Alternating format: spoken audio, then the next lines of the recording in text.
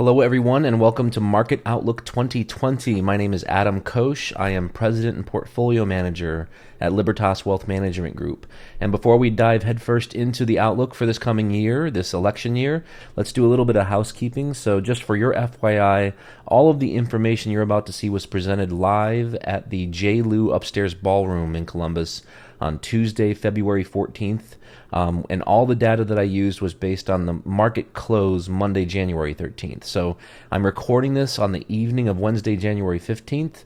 I'm using the same data that I used in the live presentation. However, some of the material has been removed from the original presentation just for the sake of time to try and make this move a little bit quicker. So original presentation was about 40 minutes, and then my goal here is to cut it down to less than 20 minutes, so less than half. So let's just jump right into it. So first of all, want to say farewell to the 2010s. We're moving into a new decade, so we'll talk a little bit about that. I'm just going to touch very briefly on the current state of bonds and interest rates. We're going to talk about the election year, obviously. We have no choice. Lots going on there. We'll talk about the state of the stock market today, both in the short and intermediate term. We'll talk a little bit about the long term, but we'll focus on the short and intermediate term. And then last but not least, we'll talk a little bit about how to protect your retirement savings in a post-election era, so after the election occurs and it's behind us here in the future. So first of all, let's say farewell to the 2010s. Probably one of the most interesting things I've seen recently. This is from my friend Ryan Detrick. He's a technician at LPL Financial, and you can see here going all the way back in time to the 1900s. The 2010s are the first decade that we haven't had a recession, so kind of an anomaly. It's not typical that you go a full 10 years without seeing a recession, but that's a fact. It's behind us, and now we're moving into the 2020s. Speaking of recessions, the antithesis or kind of the counterpart to recessions are stock market declines or market crashes. And what most people don't realize is that recessions are defined as consecutive declines in GDP or gross domestic product. In other words, when the economy is struggling to produce, whereas stock market crashes have everything to do with the stock market and nothing to do with the economy. In fact, in most cases, the stock market crashes before we see a recession. So we would call that a leading indicator, where the stock market is a leading indicator for the economy. But what we're looking at here, I want to focus on a few things. Obviously, what we're looking here is the worst market decline by decade, okay? So that means that this is the worst decline in the 1920s, which was a 44.7% drop. The 1930s, obviously, was the Great Depression. What this doesn't take into account is if there were another decline or another bear market in that same decade. So a perfect example, the 2000s, I think most of us are old enough to remember that, but in the 2000s, we had the drop from 2000 to 2002, which was a 47% decline roughly. And then we had the 2007, 8, and 9 Great Recession, which or the mortgage crisis, whatever you want to call it, which was a drop of 57.8% from top to bottom. So what I want you to focus on, though, is the 50s, where the market was only down 20.7%, or we'll call it 21%. And then in the 90s, in 1998, saw a decline of 19.9%, and that was it. And then this past decade, the 2010s, all we saw was a very, very kind of shallow decline, or we'll call it a heavy correction in 2011, the U.S. Treasury downgrade. And then in the fourth quarter of 2018, when the market went down 19.9% in that last 3 months of the year leading up to Christmas Eve. So the 2020s are upon us. We're just going to have to see what happens here. Obviously, anything can happen. We just need to be prepared for it.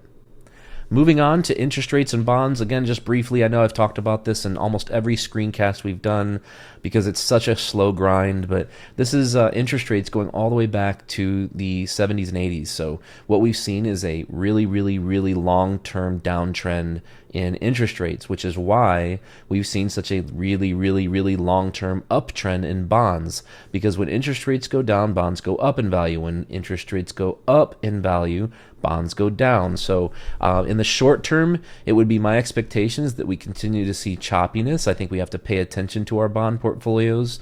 I don't know that it makes total sense to just buy and diversify your bonds and just hold on to them, because at some point you're going to see, aside from this choppiness, if I had to put my money on where interest rates are going to be in 10 years, while they might be lower in the next 6 months perhaps, or in the next 12 months, I think that 10 years from now we're probably going to see higher interest rates than what we're seeing today. Well, let's talk about the election year, obviously. We can't avoid talking about that today. So, a couple things from Stock Traders Almanac here. First and foremost, what you're looking at is two things. First, we're looking at an election year in black. So the performance of an election year on average, which for the first 3 months of the year or so is typically flat. Then you start to kind of see an increase in value or increase in prices in the market, S&P 500 here. And then right around mid to end of September, we see a decline on average from September until about a week or two before the election. And then we see a rise into the end of the year. And that's compared to all years, which obviously is kind of a smoother trend northward. But bottom line here is that election years tend to be a little bit lower of a performer than the other years. If we take things a step further, again, the blue line is the last thing we looked at here, so all election years. But what we're looking at instead is we've added a new metric here. So Stock Traders Almanac, what they've done is the research to see, well, what's the difference between how the market performs on average when we have a incumbent sitting president running for re-election versus an open field where you have two parties, Democrats and Republicans, running with brand new candidates. So brand new candidates, open field is down here in the bottom. Obviously not the best performance. So what we have instead is this year we have an incumbent president who's running for re-election. Whether he wins or not, who knows? We'll know in obviously less than a year at this point. But that generally fares well for the market, which obviously is more positive evidence. That doesn't mean, obviously, that this is some sort of guarantee, and that because in the past, sitting incumbent presidents running for re-election guarantee some sort of positive market movement this year. But what it does say is that it gives us some positive evidence using the past as, call it a guide, if you will. No, so let's talk about the state of the market today a little bit here. So from Ryan Detrick again, great statistic here. What he was found is that the market just recently had gone through a 3-month period without a single 1% change, and that's up or down, by the way. And the last time it did that was in October of 2018 and January of 2018.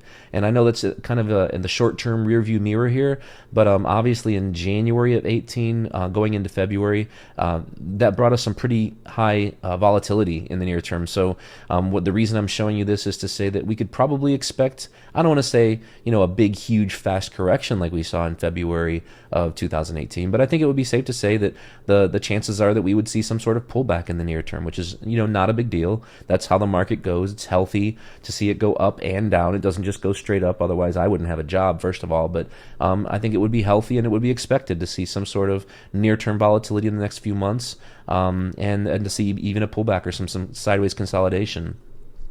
Kind of similar statistic here. This is Sentiment Trader.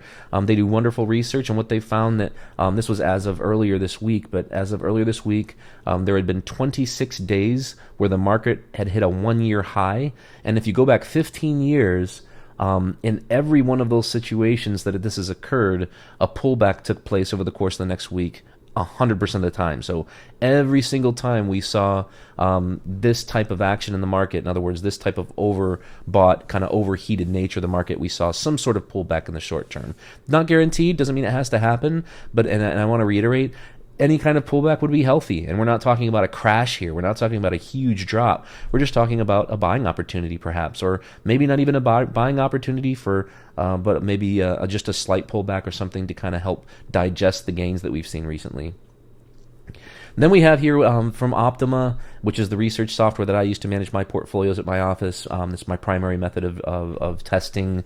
And this is a signal test. And what they did here was they said of all the Januaries that we've seen since 1950, there have been 43 Januaries that have been positive. Of those 43 Januaries, the market was up 86% of the time thereafter. And then when you compare the returns of all these years to each other, not including January, so just February through December, for the rest of the year, the average return was up 11.8%. So again, we're looking at some positive evidence again here that if we have a positive January, the chances are the market will probably end up, or should probably end up, positive for the year just based on historical statistics alone, and that average return hopefully just isn't too shabby. What we're looking at here is a little bit more of an intermediate term look at the market, and the black line is the stock market. The blue line is the 13-week trend, or the 13-week moving average. The red line is the 34-week moving average, or 34-week trend. And then what the smoothing mechanism, these moving averages are doing is it's helping us to see what the longer term trend is, as opposed to just looking at the choppiness of the day-to-day movement in the market. So you can see here again, kind of overbought, kind of a big, not really much of a pullback here this past few months, but we have moving averages that are sloping up. We have short-term moving averages that are above long-term moving averages. We have the market above both of these moving averages, and we see both of these trend lines are expanding. You know, they're increasing and expanding. And one other thing at the bottom here is a momentum indicator, and this is crossing above 70, which is very bullish. In other words, it's very positive to see a longer kind of intermediate term weekly chart, which is what we're looking at, cross above 70 on RSI, or a momentum indicator. So it's basically confirming momentum in this market along with prices going higher. So again, more positive evidence here.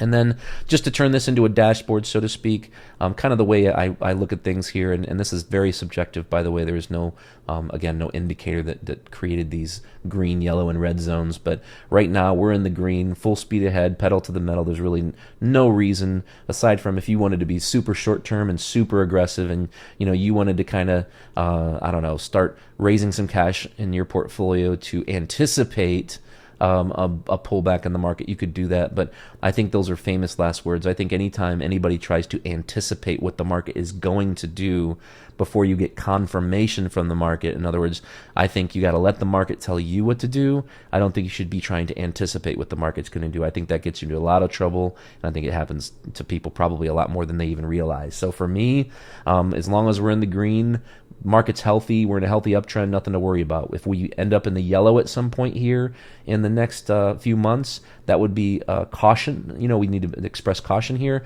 but I don't think that means we need to be hitting the sell button and walking away just yet with all of our money.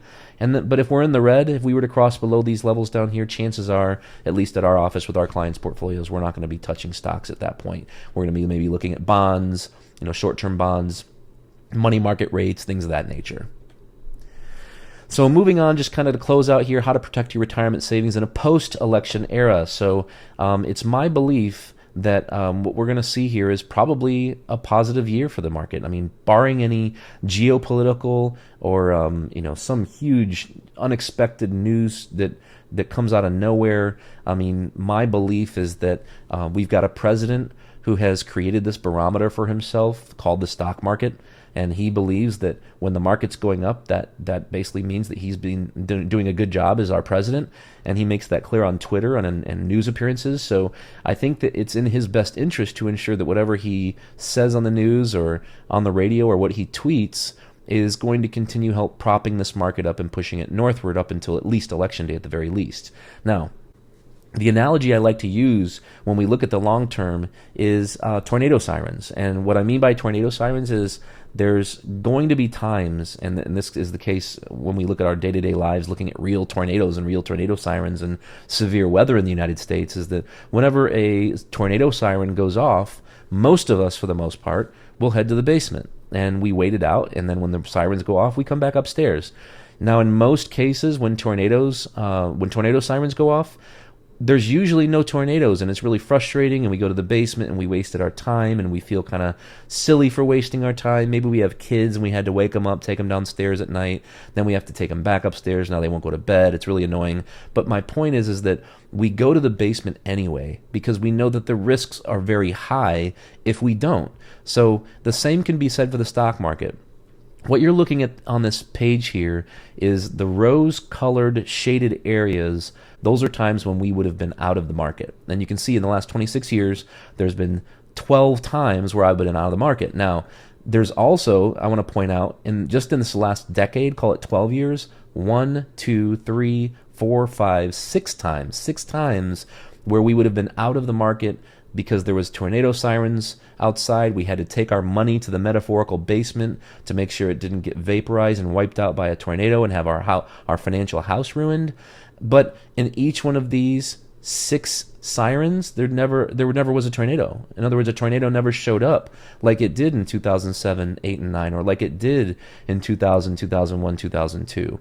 So I always want to reiterate, there is no such thing as a perfect investment strategy.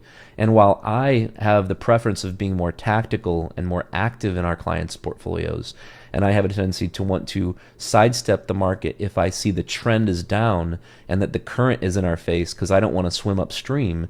Because when the market's going down, 4 out of 5 stocks go down. So it's not my business to try and figure out what that 1 out of 5 stocks is. I'd rather just not fight the trend. I'd rather be investing our money in something safer, like I mentioned earlier, something along the lines of, say, bonds, short-term treasuries, things of that nature, maybe commodities if something's doing well, like gold. And the reason that we manage portfolios this way is just sequence of returns.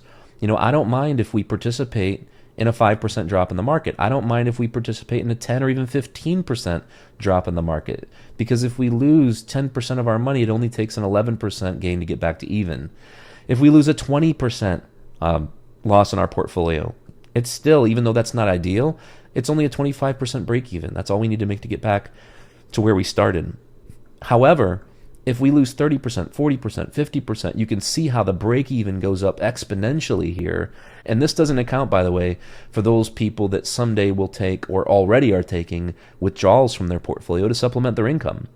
Because if you're taking money out of your portfolio, or if you have intentions of taking money out of your portfolio someday to pay for vacations or to supplement your cash flow every month, supplement your Social Security, pension, what have you, then that just makes this all worse. Because if you lose 40 but you take 5% out per 2 years and the market crashes over 2 years, you've taken 40 out plus 5%, now you're down 50. And obviously if you lose 50% of your portfolio and you take 5% out and 5%, you're down 60%, and now it takes 150% gain to get back to even. So again, defense first, offense second. So in conclusion here, interest rates and bonds, again, likely to be choppy in the short term. I think that should be expected, and we just have to pay attention. Second of all, Trump, again, that barometer for success is the stock market. So I think that in the near term, we should expect a pullback, maybe even a correction or some sort of sideways consolidation at the very least. But intermediate term through election day, because of that barometer, I expect that this trend will probably continue, barring any, again, geopolitical or unexpected big, huge news event. Beyond election day, I have no idea. All bets are off. I have no idea, again, what's going to happen next week, next month, next year. But all the evidence that I see, all the theory that I might put into play here in this presentation obviously expires on election day anyhow, understanding the fact that I am a trend follower, not a trend predictor. So, I would change my opinion in a second if things changed here in the next few months before the election, regardless of what my opinion might be today. Because number 6, we always need to be prudent, disciplined investors. We always need to be constantly reevaluating our portfolios, reevaluating the market, reevaluating the current trend, because we want to invest with the trend, not against it. Again, we don't want to swim against the current. We get tired and drown. We don't want to do that in our portfolios. So we want to, whenever there's a trend and it's up, we want to be participating in that trend. When the trend is down in stocks, we want to be out of stocks. But maybe there's a trend that's positive someplace else. But again, the bottom line is here, we want to invest with the trend. So thank you so much for watching today, and I hope that you got something out of this presentation. If you have any questions at all, please, by all means, reach out to me. You can get a hold of us at the office at info@libertaswealth.com. You can get a hold of me personally at adam@libertaswealth.com. I'm always happy to answer any questions. You never have to be a client to ask a question. But I hope you're having a happy new year, and that the rest of your year goes well, and we will see you next time.